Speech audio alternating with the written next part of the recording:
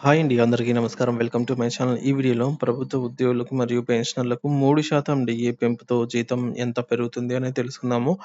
మరి పూర్తి వివరాలు వీడియోలో తెలుసుకుందాం. వీడియోని ఎక్కడే కానీ స్కిప్ చేయకుండా ఎండ్ వరకు చూడండి. అప్పుడు ఇన్ఫర్మేషన్ పూర్తిగా అర్థమవుతుంది. వీడియో చూస్తున్న ప్రతి ఒక్కరు వీడియోకి లైక్ చేయండి ఫ్రెండ్స్. వీడియోని తోటి ఉద్యోగ పెన్షన్ మిత్రులతో షేర్ చేయండి. కొత్తగా మన ఛానల్ చూస్తున్న వారు సబ్స్క్రైబ్ చేసుకోకుంటే వెంటనే మన ఛానల్‌ని సబ్స్క్రైబ్ చేసుకోండి. దీని ద్వారా నేను చేసే ప్రతి ఒక్క వీడియో మీ వరకు రీచ్ అవుతుంది. ఇక ఆలస్యం చేయకుండా వివరాల్లోకైతే వెళ్ళిపోదాము. సో, ఫ్రెండ్స్ ఇక విషయానికొచ్చినట్లయితే డీఏ 2% లేదా 3% ఎంత పెరిగితే ఎంత జీతం పెరుగుతుందని తెలుసుకుందాము. ప్రస్తుతం కేంద్ర ప్రభుత్వ ఉద్యోగులకు డీఎన్ఎస్ అలవెన్స్ 53% వద్ద ఉంది. పెరుగుతున్న ధరలకు పరిహారంగా అంటే మనకు పెరుగుతున్న ధరల దృష్ట్యా కేంద్ర ప్రభుత్వం అంటే రాష్ట్ర ప్రభుత్వం కూడా ప్రతి సంవత్సరం 2 సార్లు డీఏలనైతే సవరించడం జరుగుతుందనమాట. దీంతో పాటు పెన్షనర్లకు డీఎన్ఎస్ రిలీఫ్ కూడా ఇస్తుంది. వరుసగా 3 లేదా 4% డీఏలు పెంచుతూ వస్తోందనమాట కేంద్ర ప్రభుత్వము. తాజా సమాచారం ప్రకారంగా ఈ సంవత్సరం మార్చి నెలలో హోలీ పండగకు ముందే డీఏ పెంపుపై అధికారిక ప్రకటన వెలువడే అవకాశం అయితే ఉంది.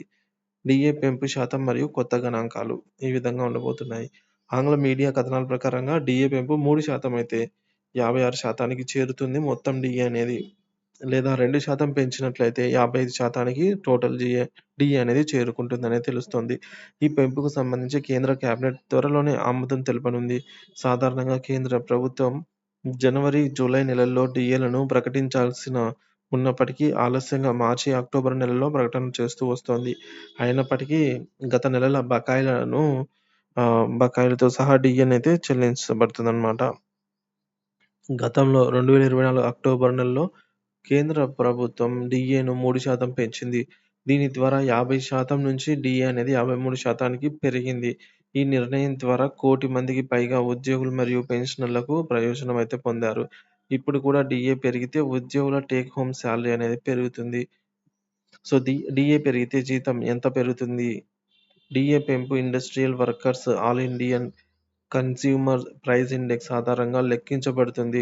ఇది ఉద్యోగి బేసిక్ పే పై వర్తించబడుతుంది. ఉదాహరణకు ఒక కేంద్ర ప్రభుత్వ ఉద్యోగి బేసిక్ పే అనేది రూ. 40,000 అనుకుంటే ప్రస్తుతం 53% డీఏ అంటే రూ. 21,200 డీఏ రూపంలో అతను తీసుకుంటారు. ఈ యొక్క డీఏ అనేది మనకు జనవరి 2024 డీఏ 2% పెంచినట్లయితే టోటల్ డీఏ 55%కి చేరుకుంటుంది. అంటే ఈ 40,000 బేసిక్ పే ఉన్న వారికి రూ. 22,000 డీఏ రూపంలో రావటం జరుగుతుంది. అంటే టేక్ హోమ్ సాలరీలో మనకు రూ. 800 ఇక్కడ పెరుగుతుంది. అదే డీఏని 3% కేంద్ర ప్రభుత్వం పెంచినట్లయితే సో, మొత్తం డీఏ 56%కి చేరుకుంటుంది. సో, అప్పుడు మొత్తం డీఏ రావాల్సిన అమౌంట్ వచ్చేసి రూ. 22,400 అంటే టేక్ హోమ్ సాలరీలో 1,200 పెరుగుతుందన్నమాట.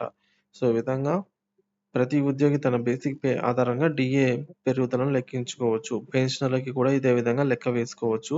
మార్చి నెలలో అధికారిక ప్రకటన వెలువడిన వెంటనే ఉద్యోగులకు పెరిగిన డీఏతో బకాయిలను కూడా చెల్లించే అవకాశం అయితే ఉంటుంది. దీనిపై మరింత సమాచారం అయితే త్వరలో వెల్లడి కానుంది.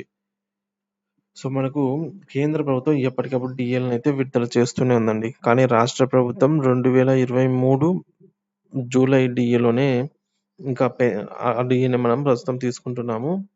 సో, 33.667% అన్నమాట. సో, మనకిక్కడ కేంద్రము జనవరి 2025కు సంబంధించి డీఏని కూడా ప్రకటిస్తున్న నేపథ్యంలో మొత్తం టోటల్‌గా 3 డీఏలైతే పెండింగ్‌లో ఉంటాయి. వీటి తాలూకా ఎరియర్స్ అయితేనేమి, అలాగే ఇదివరకు డీఏ ప్రకటనకు సంబంధించి ఎరియర్స్ అయితేనేమి కుప్పలుగా అయితే పేర్కొన్న నేపథ్యంలో ఒక్కొక్క ఉద్యోగి వారి బేసిక్‌ని బట్టి 2-8 లాక్స్ వరకు అయితే ప్రభుత్వం బకాయి పడింది. వీటన్నిటిని కూడా ప్రభుత్వ ఉద్యోగులు త్వరితగతిన చెల్లించాలని అయితే కోరుతున్నారు. సో, కేంద్రం ఈ డీఏ ప్రకటించిన తర్వాతైనా మన రాష్ట్ర ప్రభుత్వం అట్‌లీస్ట్ ఒక డీఏనైనా ప్రకటన చేస్తుందనైతే ఆశిద్దాము.